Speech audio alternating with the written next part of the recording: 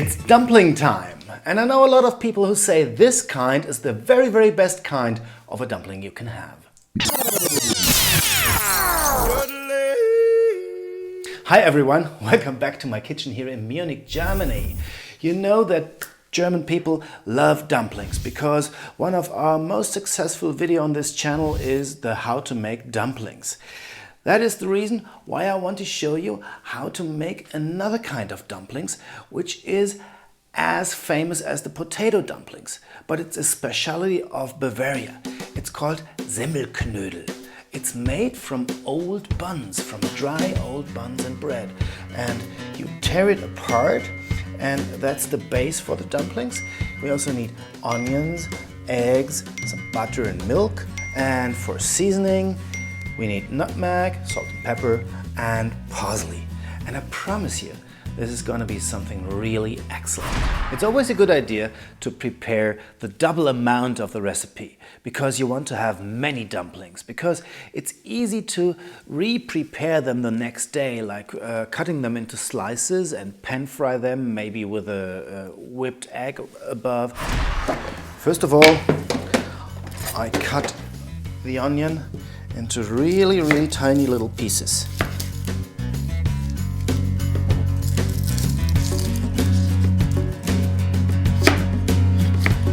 Now, Semmelknödel has a very, very long tradition in Germany, and in South Germany especially, because it's the perfect recycling food. You have old buns, which nobody can eat anymore, the way they are then. So you have to have an idea what to do with it if you don't want to put it into the rubbish.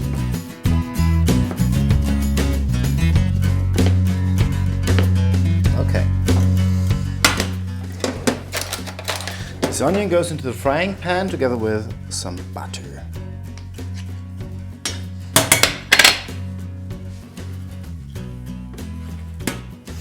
I just want the onions to get glassy. They should not be brown or anything.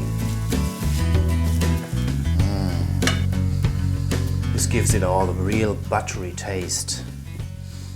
While we have this cooking, I take some milk and find out how much I will need.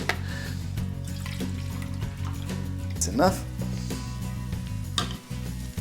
Okay, I season this with a lot of salt because it's for all the bread. So I need quite a lot of salt to have it spicy in the end. And some pepper.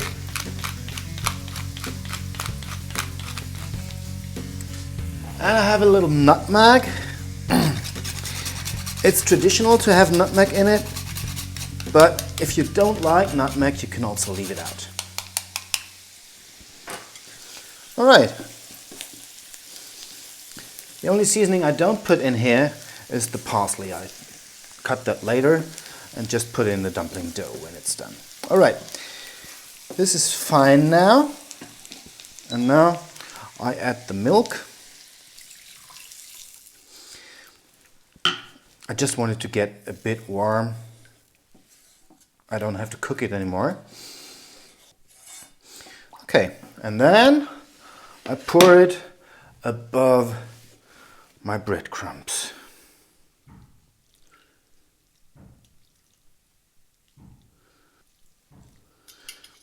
All right.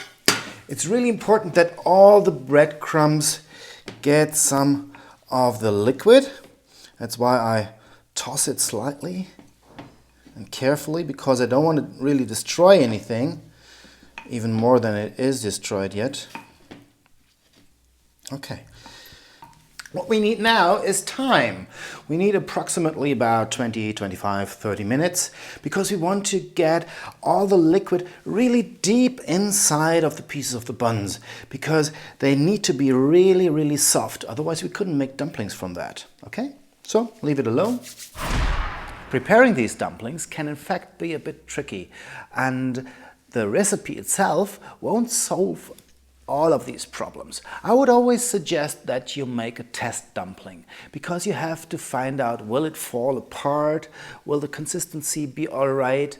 If it falls apart, you can try to add some additional breadcrumbs to the dough and let it rest again. And so you have to find out your own way, because every roll, every bread is different. The size of the dumplings will all be different because size of hands are different, and so on. And all this counts.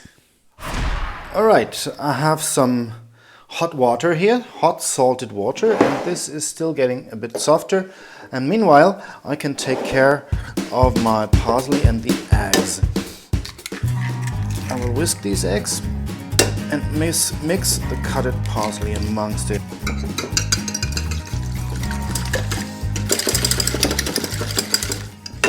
The eggs are really important for the dumplings because they make them stick together, otherwise they would fall apart.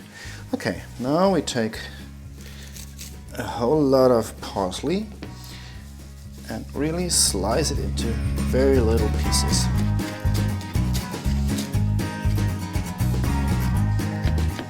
That's nice.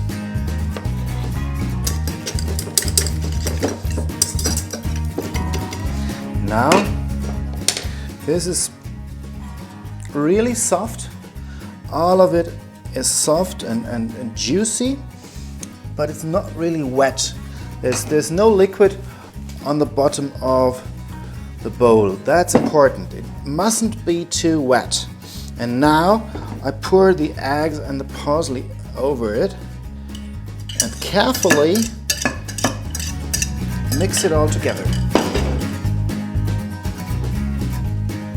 Best is to do it with your hands. You need your hands for making dumplings anyway, because you have to form them with your hands later on. But first of all, you gotta carefully mix this. I don't want to happen that I tear everything apart. You have to feel the parts of the breadcrumbs in the ready-made dumpling. It mustn't be just one dough where you cannot feel or taste any particular pieces. It's a dumpling made out of pieces sticking together. Okay, as you can see, water is hot but not intensely boiling, and that's the right temperature. So I take some of the dough, press it together and make my dumpling. Dumpling should have the size of a tennis ball, and it's going to be perfect. All right, and leave it, bam, in there. Watch out that the dumplings are not going to be too small, because you don't want to stay hungry, right? You want to have a real dumpling. Okay, this one's nice. Let's put it in there. The reason why the water mustn't boil is if it would boil, there would be too much movement in the water and the dumplings would fall apart. And that's what we definitely don't want, right? Okay, last one. Here we go. And now we'll leave it in the hot water for at least 20 minutes. If you don't get lucky with boiling them in hot water, the alternative can be steaming. If you have a steamer, then put them in the steamer, leave them there for right the same time, 20-25 minutes at 100 degrees, and that's fine too. Okay, take a look at this one. What a nice guy.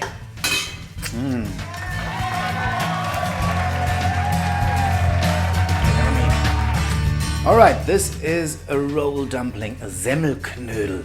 Very famous in South Germany and real worth a try. And I hope you like it. If you like my channel and my recipes, please subscribe and tell your friends about it. Hope to see you soon and enjoy your meal.